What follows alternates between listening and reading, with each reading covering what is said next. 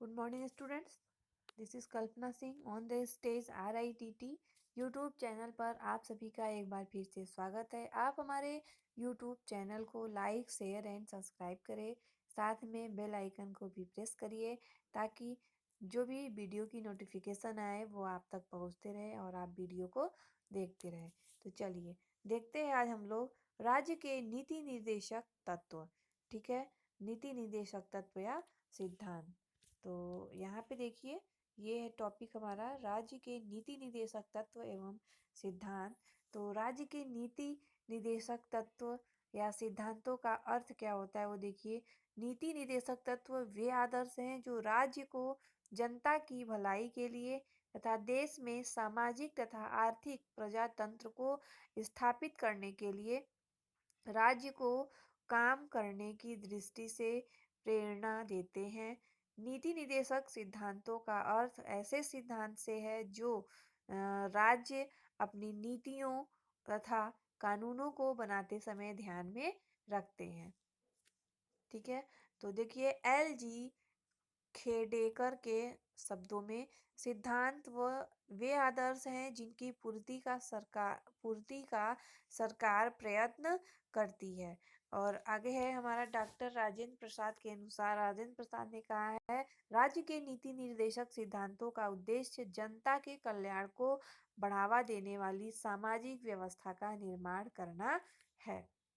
तो इन कानूनों के पीछे कोई कानून सत्ता नहीं होती है, यह राज्य की इच्छा पर निर्भर है कि इसका पालन करना है या नहीं करना है, परंतु इनका पालन करना प्रत्येक राज्य का नैतिक कर्तव्य होता है।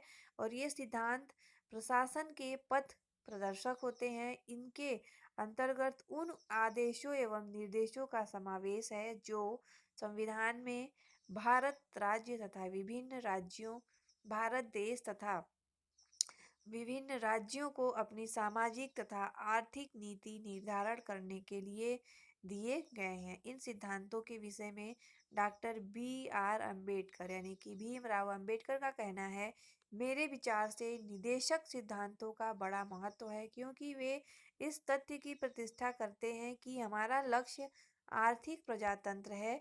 हम यह नहीं चाहते कि संविधान में वर्णित व्यवस्थाओं के माध्यम से केवल संसदीय पद्धति के शासन की व्यवस्थापना की जाए और हमारे आर्थिक एवं सामाजिक व्यवस्था के संबंध में कोई निर्देश न रहे। अतः हमने जानबूझकर निर्देशक सिद्धांतों को अपने संविधान में सम्मिलित किया है। ठीक है, तो आगे देखते हैं हम लोग। यहाँ देखिए, नीति निर्देशक जो तत्व है वो हमारा आयरलैंड की संविधान से हमें प्रेरणा मिली है। यहाँ पे देखिए, पहला पॉइंट है हमारा नीति निर्देशक तत्व के सिद्धांत में राज्य के नीति निर्देशक तत्व सिद्धांत का वर्णन संविधान के भाग 4 में और अनुच्छेद 36 से 51 तक किया गया है। इसकी प्रेरणा हमें आयरलैंड के संविधान से मिली है। इसे न्यायालय द्वारा लागू नहीं किया जा सकता, यानी इसे वैधानिक शक्ति प्राप्त नहीं है। राज्य के नीति निर्देशक सिद्धांत इस प्रकार हैं। देखिए, पहला है हमारा अनुच्छेद 38, राज्य लोक कल्याण की अभिवृद्धि के लिए सामाजिक व्यवस्था बनाएगा जिससे नागरिक को सामाजिक, आर्थिक तथा राजनीतिक न्याय मिलेगा। अगला है हमारा, अगला हम देखते हैं अनुच्छेद 39। ठीक है, तो अनुच्छेद 39 में देखिए धन का समान वितरण, धन का समान वितरण। अनुच्छेद 40 है हमारा ग्राम पंचायतों का संगठन। और अनुच्छेद 41 है कुछ दशाओं में काम, शिक्षा और लोक सहायता पाने का अधिकार। अनुच्छेद 42 काम की न्याय संगत और मनवोचित दशाओं का तथा प्रसूति सहायता का उपबंध। अनुच्छेद 43 कर्मकारों के लिए निर्वाचन, मजदूरी एवं कुटीर उद्योग को प्रोत्साहन देना। नंबर 44 है अनुच्छेद 44 नागरिकों के लिए एक समान सिविल संहिता। 46 अनुच्छेद 46 अनुसूचित जनजातियों को अन्य दुर्बल वर्गों के शिक्षा और अर्थ संबंधी हितों की अभिवृद्धि। नंबर 47 अनुच्छेद 47 है पोषाहार स्तर जीवन स्तर को ऊंचा करने तथा लोक स्वास्थ्य का सुधार करने का राज्य का कर्तव्य होता है। अनुच्छेद 48 कृषि एवं पशुपालन का संगठन। अनुच्छेद 48 क पर्यावरण का संरक्षण एवं संवर्धन और वन एवं वन्य जीवों की रक्षा करना। और अनुच्छेद 49 राष्ट्रीय महत्व के स्मारकों स्थानों और वस्तुओं का संरक्षण करना। कार्यपालिका एवं न्यायपालिका का पृथकीकरण यानी कि कार्यपालिका एवं न्यायपालिका को अलग अलग करना। अनुच्छेद 51 अंतरराष्ट्रीय शांति और सुरक्षा की अभिवृद्धि करना। उपयुक्त अनुच्छेद के अतिरिक्त कुछ ऐसे अनुच्छेद भी हैं जो राज्य के लिए निदेशक सिद्धांत के रूप में कार्य करते हैं, जैसे कि अनुच्छेद 350 को प्राथमिक स्तर पर मातृभाषा में शिक्षा देना और अनुच्छेद 351 हिंदी को प्रोत्साहन देना। राज्य का नीति निदेशक तत्व एक ऐसा चेक है जो बैंक की सुविधा अनुसार अदा की जाएगी, यह कथन केटी शाह ने कहा है। अब आगे हम देखते हैं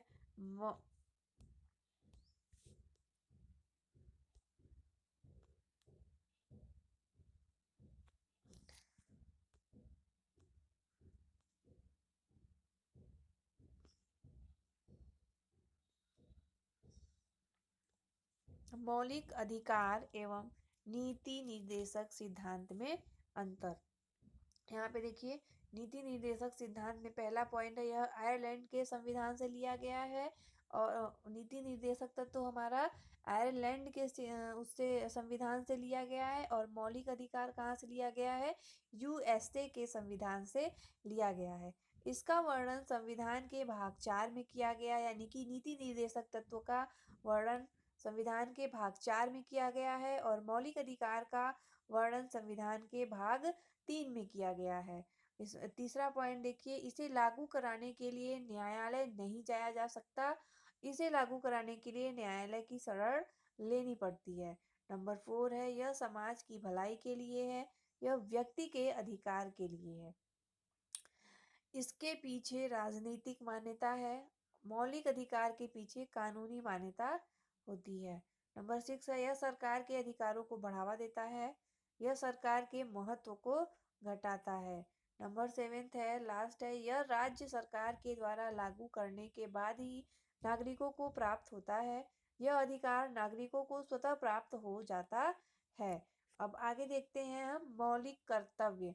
तो मौलिक कर्तव्य देखिए सरदार स्वर्ण सिंह समिति की अनुशंसा पर संविधान के 42वें संशोधन 1976 ईस्वी के द्वारा मौलिक कर्तव्य को संविधान में जोड़ा गया। इसे रूस के संविधान से लिया गया है और इसे भाग 4 क में अनुच्छेद 51 क के तहत रखा गया है। ठीक है, इसे मौलिक कर्तव्य को कहाँ से लिया गया है रूस से लिया गया है और इसे भाग 4 क में अनुच्छेद 51 के तहत रखा गया है।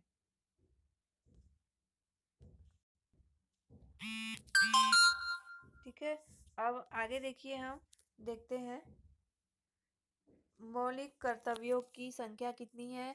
टोटल 11 है जो इस प्रकार है प्रत्येक नागरिकों का यह कर्तव्य होगा कि वह संविधान का पालन करे और उसके आदर्शों संस्थाओं राष्ट्रध्वज और राष्ट्रगान का आदर करे। और नंबर 2 है स्वतंत्रता के लिए हमारे राष्ट्रीय आंदोलनों को प्रेरित करने वाले उच्च आदर्शों को हृदय में संजोए रखे और उनका पालन करे। नंबर 3 है भारत की प्रभुता एकता और अखंडता की रक्षा करे और उसे अक्षुण्ण रखें। नंबर 4 है देश की रक्षा करें। नंबर 5 है भारत के सभी लोगों में समरसता और समान भातृत्व की भावना का निर्माण करें। नंबर 6 है हमारी सामाजिक संस्कृति संस्कृति और गौरवशाली परंपरा का महत्व समझे और उसका परिरक्षण करे। नंबर 7 है प्राकृतिक पर्यावरण की रक्षा और उसका संवर्धन करें। नंबर 8 है वैज्ञानिक दृष्टिकोण और ज्ञानार्जन की भावना का विकास करें। नंबर 9 है सार्वजनिक संपत्ति को सुरक्षित रखें। नंबर 10 है व्यक्तिगत एवं सामूहिक गतिविधियों के सभी क्षेत्रों में उत्कर्ष की ओर बढ़ने का सतत प्रयास करें। नंबर 11 है माता पिता या संरक्षक द्वारा कक्षा 6 से 14 वर्ष के बच्चों हेतु प्राथमिक शिक्षा प्रदान करना। ये हमारा 86वें संविधान संशोधन के द्वारा लागू किया गया है। आज के लिए बस इतना ही। धन्यवाद।